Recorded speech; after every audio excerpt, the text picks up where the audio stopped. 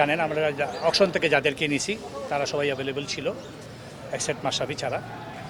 আর আমাদের foreign player আজকে দুজন ছিল, দুজন হোটেলে অলরেডি চলে আসছে, আর বাকিরা অন দ্য ওয়ে। আমাদের ক্যাপ্টেন এখনও সিদ্ধান্ত হয় নাই। আজকে আমাদের ওনার সহ আমাদের কোচিং স্টাফদের মিটিং আছে, আজকে আমরা ক্যাপ্টেন ডিক্লেয়ার করব।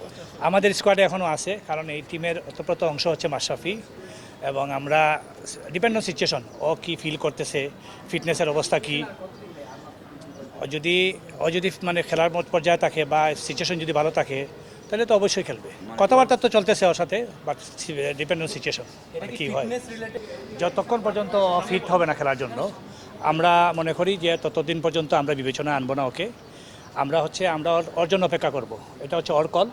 ও যখনই বলবে যে ও রেডি টু প্লে, তখন তারপর একটা নির্দিষ্ট সময় আছে, যখন আর সময় থাকবে না তখন আমরা ওই জায়গাতে আমরা অন্য প্লেয়ার কল করব।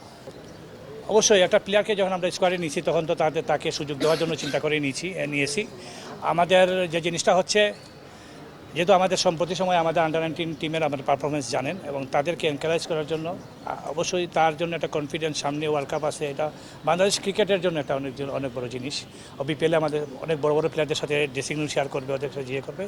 তারপরও ওর সুযোগ থাকবে যখন আমাদের যারা এক্সপিরিয়েন্স প্লেয়ার আছে বা প্রথম লাইনে সারির যারা আছে, তাদের রিপ্লেস হিসাবে আমার অবশ্যই ওদেরকে সুযোগ দেবে। এটা হচ্ছে আমাদের ম্যাচ বাই ম্যাচ আমাদের প্ল্যানিং থাকবে, এবং পার্টিকুলার ডে হচ্ছে ইম্পর্টেন্ট। ওই ডেতেই কে কখন শর্টার পার্সন ক্রিকেট কে কখন ভালো খেলবে এটা বলা যাবে না। তো আমাদের আশা হচ্ছে আমরা তো একদম সব বছর ফাইনাল পর্যন্ত যাওয়ার, ইনশাল্লাহ আমরা সেই চেষ্টাই করবো। ধন্যবাদ সবাইকে। থ্যাংক ইউ ভাইয়া। থাকুক